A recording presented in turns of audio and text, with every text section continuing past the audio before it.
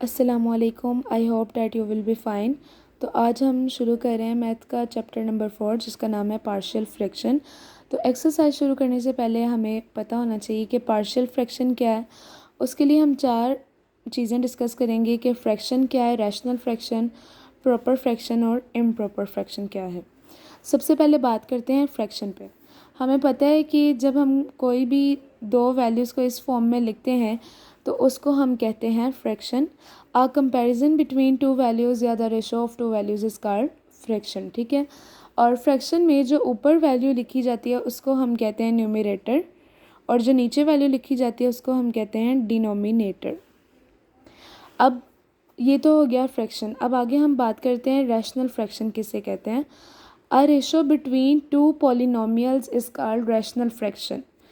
जो दो पॉलिनोमियल्स मतलब ऊपर न्यूमरेटर के साथ भी पॉलिनोमियल हो और नीचे डिनोमिनेटर के साथ भी पॉलिनोमियल हो।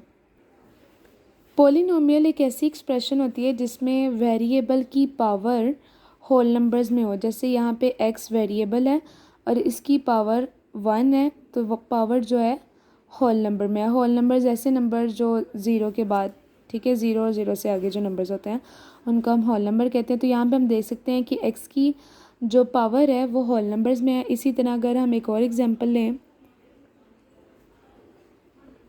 डिवाइडेड बाय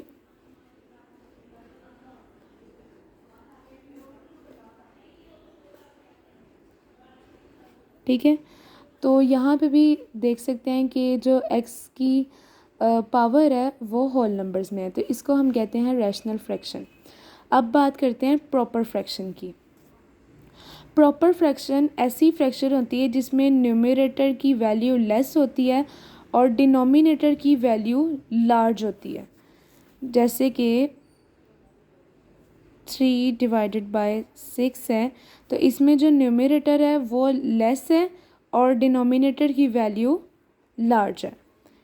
इसी तरह अगर हम इसकी बात करें रैशनल फ्रैक्शन के अंदर, तो हम ऐसे कह सकते हैं कि जैसे यहाँ पे एक एग्जांपल मैं लिख रही हूँ, 2x - 3 ओवर में x का स्क्वायर प्लस 4।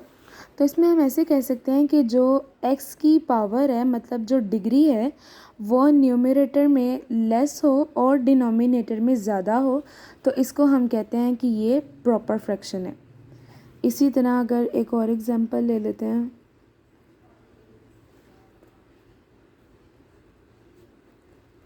अब यहाँ पे आप देख लें कि जो x की डिग्री है वो न्यूमरेटर में लेस है और डिनोमिनेटर में लार्ज है, तो इसको हम कह सकते हैं कि ये प्रॉपर फ्रैक्शन है।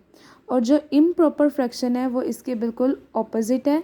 इसमें डिनोमिनेटर की वैल्यू लेस होती है और न्यूमरेटर की वैल्यू लार्ज होती है, ठीक है।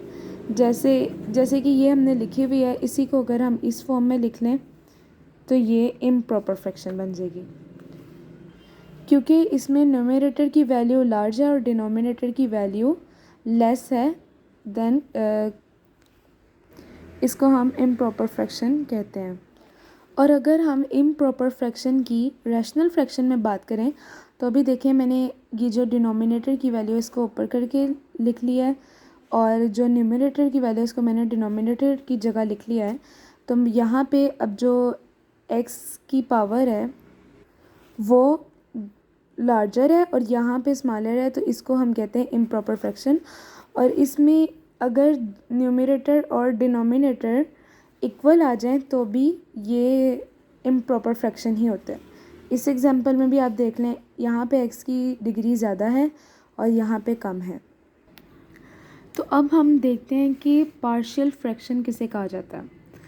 तो इसको हम एक एग्जांपल के ज़रिए ये सॉल्व करेंगे, लेकिन एक फ्रैक्शन के जो पार्ट्स होते हैं उनको हम कहते हैं पार्शियल फ्रैक्शन। एक सिंगल फ्रैक्शन के पार्ट्स को हम कहते हैं। तो यहाँ पे हमने दो फ्रैक्शंस ले लिए हैं, इसको जब हम सॉल्व करेंगे नीचे हम एलसीएम ले लेंगे और ऊपर ये 2 के साथ x+1 मल्टीप्लाई हो जाएगा और ये 3 के साथ x-2। अब इसको हमने फर्दर सॉल्व कर लिया है। अब हमारे पास जब हम इसको प्लस माइनस करते हैं तो ये आंसर निकला है 5x - 4 इंटू नीचे x-2 और x+1। तो ये हमारे पास है रिजल्टेंट फ्रैक्शन, ठीक है।